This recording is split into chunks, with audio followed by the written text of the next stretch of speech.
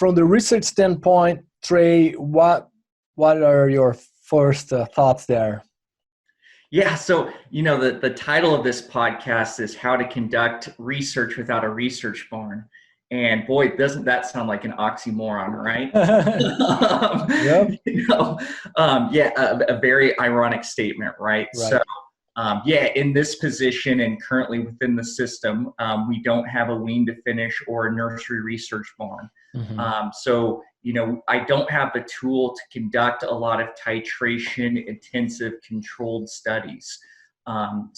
First of all, I have to lean on other resources from that information, right? So our genetic suppliers, or academic institutions, or allied industries, to gather that information and stay ahead of the curve on things like that. So those partnerships are real critical to making research work without a research barn, right? Is first you got to have that baseline information. Then the second deal, once you have that in place, then you can do a lot of commercial field type evaluations to determine what's the best decision for your system, right? So we're not in a situation where we can determine, what dose of enzyme is correct, right? We can't do a five treatment titration on xylanase or phytase, right? But what we can do is determine which 2 levels are correct, right? Same with any feed additives, whether that's a yes/no situation or which dose is the best, right? So we can evaluate that as part of our current feeding program, right? So when distillers formulate in or out, when we are high energy, typically in the summer, not this summer, but most summers, right? Or we're in a low energy situation, right?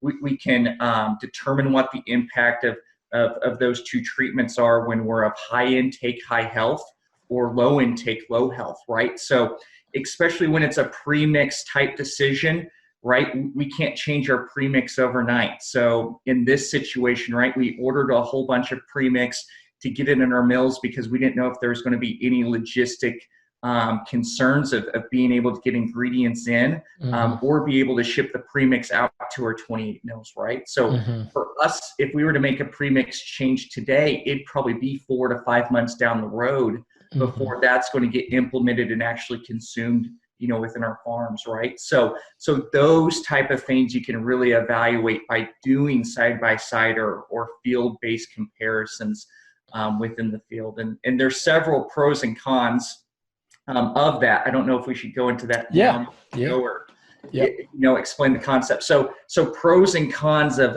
side-by-side wean to finish research, right? So the first pro is there's not a lot of application or interpretation that you need to make, right? So we both came from applied swine nutrition labs, and the definition of that, right, is taking, intensive or academia, small scale type research and then applying that into a commercial setting, right? That's the definition of the program and the training, right? So since it's done actually in your barns under commercial conditions, your management, good or bad, your intakes, good or bad, your growth, good or bad, you don't have to make that application or interpretation.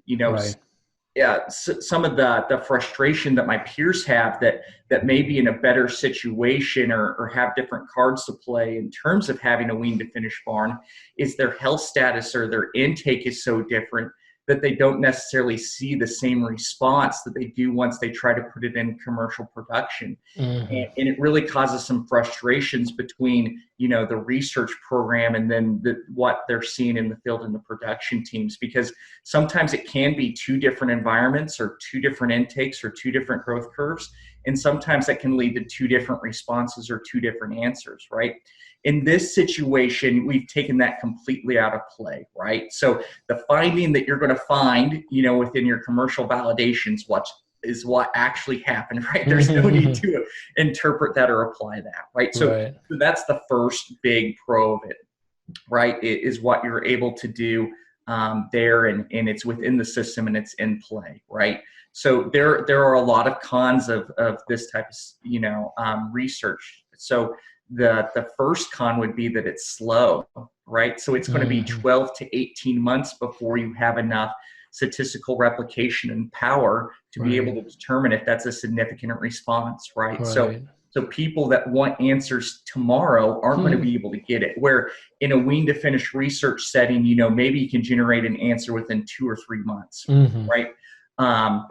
You know, the second thing is there will be differing variables that are outside of your treatment structure within your experiment, right? So we are going to let our diets, you know, float in terms of energy or distiller's level, or there is going to be different health statuses or intakes throughout the trial, right? So it's not one subset, you know, it was this genetics, this health status, this diet, etc. So that can be a con and cause a lot of variation within your statistical analysis and then your interpretation, right? So that's a con. The other con too is, you know, it does put some constraints on, you know, certain milling capabilities, right? So, you know, we're having to basically divide our diet sets, you know, in half or take them times 2, however you want to do that math, right? So we have to have milling partners that are willing to do that.